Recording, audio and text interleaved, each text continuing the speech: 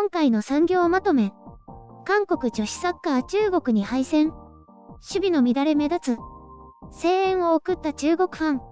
4月8日に韓国で行われた東京五輪女子サッカーアジア最終予選プレーオフで、中国がアウェーで韓国を2対1で破り、東京行きに大きく前進しました。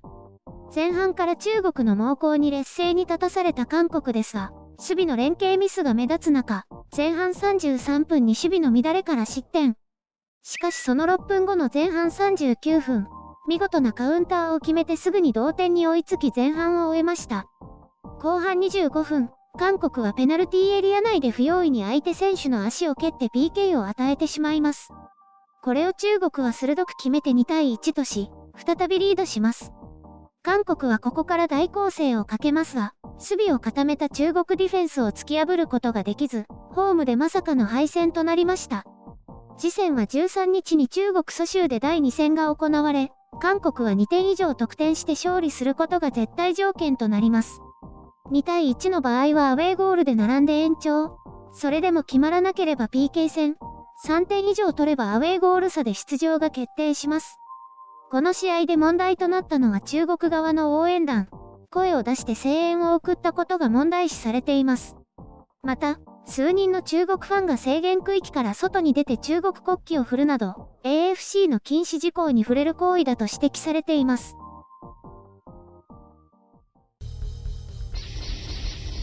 編集書簡。今回の概要。負けるべくして、かな。チメッシはかわいそう。中国の反応。これ、試合があるなんて全然知らず、最近はスポーツニュースなんて目にもしないので、全くのノーマーク。ちょっと中国メディアで紹介されていたので試合を見てみました。ダイジェストですけどね。白と赤のユニフォームで、白が韓国、赤が中国かと思って見てたら逆だった。いや、白い方が攻めてるからてっきり韓国だと思っていたら、韓国女子はそれほどでもないんだとか。なんか五輪にもまだ出たことがないそうですね。中国も女子はそれほど強いという印象はありませんが、以前から男子よりもできると聞いています。中国は男子代表が不甲斐なく負けるたびに、女子と交代しろなんてコメントがよく飛び交っていますからね。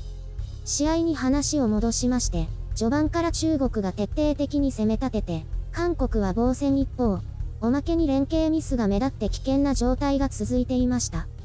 たまに女子サッカーって草サッカーに見えたりすることがある。失点の起点もクリアミスに始まり、その後ずっとボールウォッチになって、中国のフォワードが長時間フリーになっているのに誰も声をかけず、フィールドは静かだったと思うんですけど、韓国側の応援、これは事前に録音したものを流していたらしい、のせいで聞こえなかったのか。いや、そもそも誰一人この選手を見てなかった。クリアをブロックした選手がずっと残ってたんだけど。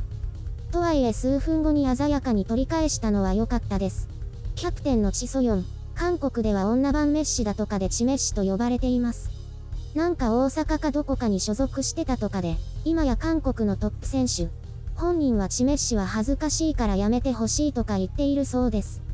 まあ、メッシとは雲泥の差というのは本人が何よりも自覚しているでしょうから、韓国メディアもちょっと考えてあげてよ。この人がボールカットからドリブルで持ち込んで見事なスルーパスを出して同点に追いつきました。さすが百戦錬磨。ダイジェストって中盤の攻防が見られないので詳細はわかりませんが、後半は一進一退な感じ。シュートだけ見るとね。ただ、最後は集中力のなさなのか雑さなのか、韓国ディフェンスが思い切り中国選手の足を蹴り上げて PK を与えてしまいます。遅れたけど足出しておかなきゃみたいな感じで足を出したらボールはなくて相手の足だったって感じ。体で当たっていけばよかったかも。まあ、次はアウェーで頑張るしかないですけれどもね。大変そうです。今回は観客数1091人で、そのうち中国ファンは150人ほどだったそうで、そのうち30人ほどが声を出していたとのことです。全員マスクはしていたようですが、声を上げての声援は AFC、アジアサッカー連盟によって禁止されているということです。また、座席もチームごとに区分けされていたにもかかわらず、中国ファンは一部のファンがその制限区域の外に出て旗を振っていたそうです。状況を読めないんでしょうかね。こうした場合は運営側もすぐに対応できるようにする必要があるとは思いますけど、中国メディアの記事では、中国ファンの行動は感染につながらないと擁護している意見を多く紹介しています。そのニュースのコメント欄には韓国は心が小さいとか誹謗中傷するコメントがたくさん上がっていましたけどね。こういう恥知らずなコメントこそ検閲したらどうなの？これこそが中国の恥じゃないの？気になるのは中国での試合はどうなるんでしょうね。観客の数もそうだし、応援もそうだし、そういう視点でも見てみたいですね。また、そんな中で韓国は勝ちきれるかな？なんか絶望的ですよね。覚えててライブでやってたら見てみよう。8日はお昼だったみたいです。忘れそうだな。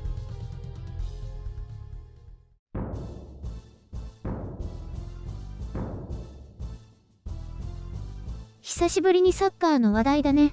この前の日本代表の試合は見た？ああ、あの時は仕事が大変なことになってて見てないんだ。録画は？してなかった。最近テレビの録画ってしてないんだよね。してても見てない。ちょっと忙しかったから。私、録画失敗したドラマあったから、ゆるりんの家で見たかったんだけど。ああ、それ撮れてないんだ。ごめんね。いや、いいんだけど。そういえばオリンピック本当にやるのかな？だからやるってば。無観客でもやるよ。こうやって韓国でも試合やってるんだから。なんか実感が全然ないんだよね。未だにテレワークだし、感染者も増えてるし。感染者は抑えられないね。変異型はやっぱり感染力あるんだね。東京もまた大変なことになりそうだね。連休はゆるりんの家かな？来るの？まあ、その時はちょっと仕事が片付いているはずだけど。任天堂スイッチで遊ぼうよ。買ったの？まだ、誰かからお誕生日プレゼントでもらえるかもしれないし。誰がいるのよ？家族はそんなの買わないでしょ。最終手段は自分で買う？それは最初手段だよ。今品薄とか大丈夫なのかな？わかんない。もう大丈夫なんじゃないの？ちょっと、サッカーの話なんだけど。ほら、私全然わかんないし、点がたくさん入らないからつまんないよね。サッカー好きじゃない人はみんなそう言うよね。そもそもスポーツ自体興味ないんだよね。だからこういう話題が一番困る。今回の主題は一応感染対策の話なんだけど。あ、そうだったんだ。知らなかった。中国人はちゃんとしないとね。そうだね。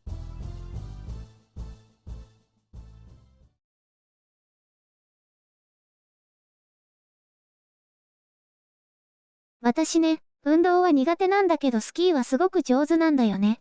知ってた？何回も聞いたよ。どれくらいなのかはわからないけど。小学校低学年くらいの時から家族で毎年スキー場に行ってたよ。へえ、私も小学生の時何度か行ったことはある。初心者レベルだけど。私の父はスキーと卓球が上手なの。それに私の母はね、学生の時スキーの大会で2位だったとか言ってたよ。しかも大きな大会で。うわ、それってかなりの腕前ってことじゃない？でもよく聞いてみると女性の出場者が5人だったかなとか言ってた。なんでそんなに少なかったのよ。知らない？いつも笑い話になってるんだよ、これ。とにかく両親の影響でスキーが得意なの。急なコブ斜面とかの上級者コースもポンポンポーンって滑り降りるほどだよ。へえ、あのモーグルみたいな感じ？そうそう。でも今は全くスキーに行かないよ。なんで？面倒だから？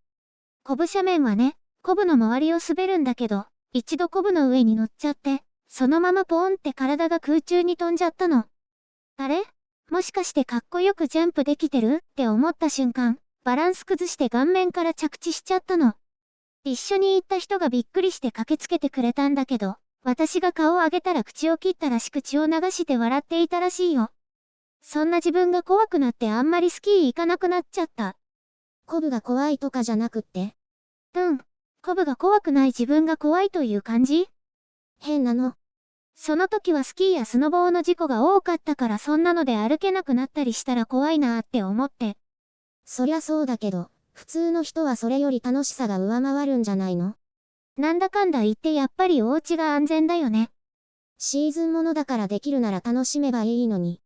冬のオリンピックのモーグルスキーでも見て楽しむよ。それでモーグルは好きなんだ。そうそう。